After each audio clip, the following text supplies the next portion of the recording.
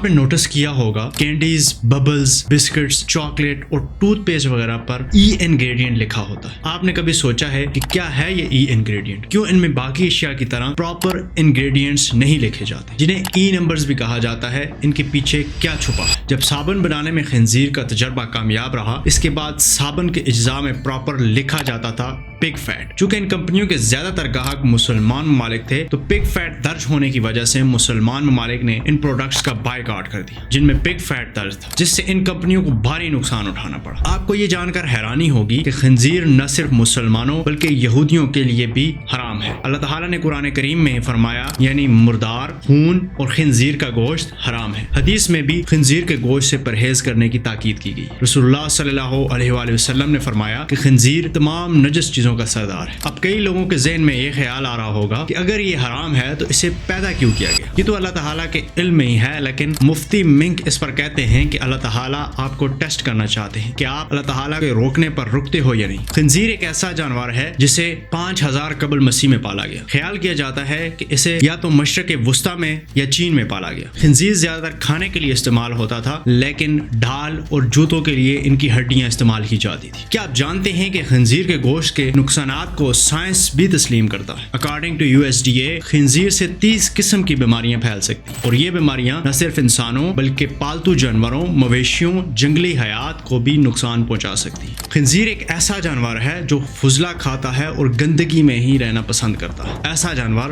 بھلا اسلام میں کیسے حلال ہو سکتا ہے؟ خنزیر کے گوشت میں بہت سے خطرناک کیڑے اور جراثیم پائے جاتے ہیں جیسے ٹراکینیلا. یہ کیڑے انسانی جسم میں داخل ہو کر خطرناک بیماریاں پیدا کر سکتے ہیں. ٹراکینوس نامی بیماری جو پٹھوں میں درد، بخار اور سوجن کا سبب بنتی ہے. خنزیر کا گوشت کولیسٹرول اور غیر صحت مند چکنائی سے بھرپور ہوتا ہے جو دل کی بیماریوں اور کینسر کا سبب بن سکتا ہے. تحقیق کے مطابق خنزیر کا گوشت کھانے والوں میں دل کے امراض کا خطرہ 20% زیادہ ہوتا ہے. جدید تحقیق کے مطابق خنزیر کے گوشت میں ایسے ٹاکسنز ہوتے ہیں جو انسانی صحت کے لیے نقصان دہ ہیں. خنزیر کے گوشت میں پایا جانے والا ہسٹامن نامی کیمیکل جو جلد کی الرجی اور سانس کے مسائل کا سبب بن سکتا ہے. لیکن یہ صرف خنزیر کا گوشت ہی نہیں ہے جو خطرناک ہے. آج کے دور میں خنزیر کے اجزاء کو ہماری روزمرہ کی چیزوں میں چھپا دیا جاتا ہے. یورپ سمیت تقریباً تمام امریکی ممالک میں گوشت کے لیے بنیادی انتخاب خنزیر کا ہے. اس جانور کو پالنے کے لیے ان ممالک میں بہت سے فارمز ہیں. صرف فرانس میں پگ فارمز کا حصہ 42,000 سے زیادہ ہے. کسی بھی جانور کے مقابلے میں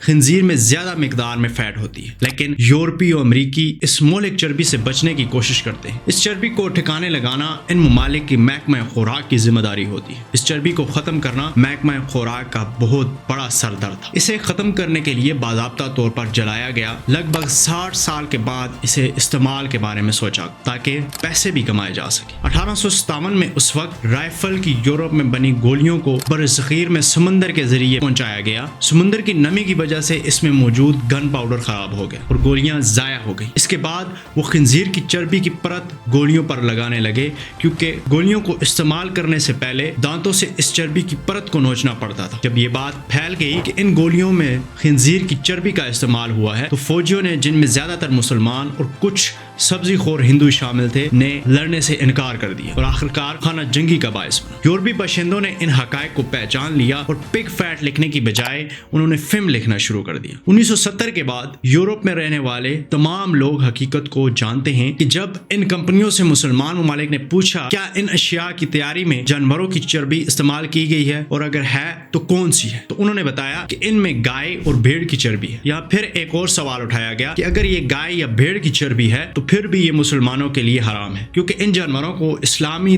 حلال طریقے سے ذبح نہیں کیا گیا تھا. اس طرح ان پر دوبارہ پابندی عائد کر دی گئی. اب کثیر القومی کمپنیوں کو ایک بار پھر بڑا نقصان اٹھانا پڑا. آخرکار انہوں نے کوڈ زبان کا استعمال کرنے کا فیصلہ کیا تاکہ صرف ان کے اپنے محکمہ فوڈ کی ایڈمنسٹریشن کو ہی پتہ چل سکے کہ وہ کیا استعمال کر رہے ہیں اور عام آدمی اندھیرے میں ہی رہے. اسی طرح انہوں نے ای کورس کا آغاز کیا. یوں آج کل یہ ای انگریڈینٹس یا ای نمبرز کی شکل میں کمپنیوں کی مصنوعات پر لیبل کے اوپر لکھی جاتی. آپ کے ذہن میں آ رہا ہوگا کہ یہ ای نمبر کیا ہے. ای नंबर ऐसे मादों के कोड हैं जो यूरोपीय यूनियन और स्विट्जरलैंड में इस्तेमाल किए जाते हैं। ई का मतलब है यूरोप। आमतौर पर पूरे यूरोपीय यूनियन में खाने के लेबल पर पाए जाते हैं। अब सवाल यह है कि हम इन चीजों से कैसे बच सकते हैं। हमेशा प्रोडक्ट्स के लेबल को पढ़ें और खंजीर के अज्जा के कोड्स को पहचानें। सिर्फ हलाल सर्टिफाइड प्रोडक्ट्स खरीदें। शक होने पर मसनूआत के बारे में कंपनी से राब्ता करें या तहकीक करें। अपने बच्चों को भी इन चीजों के बारे में आगाह करें। ये मालूमात न सिर्फ हमारे अकीदे की हिफाजत करती हैं बल्कि हमारी सेहत के लिए भी इंतहाई अहम है। अब आपकी जिम्मेदारी है कि इन चीजों को दूसरों तक पहुंचाएं और अपने इर्द गिर्द के लोगों को भी आगाह करें, क्योंकि जब हम आगाह होंगे तभी तो हम महफूज रह सकें। मिलते हैं अगली वीडियो में, तब तक के लिए अल्लाह हाफिज।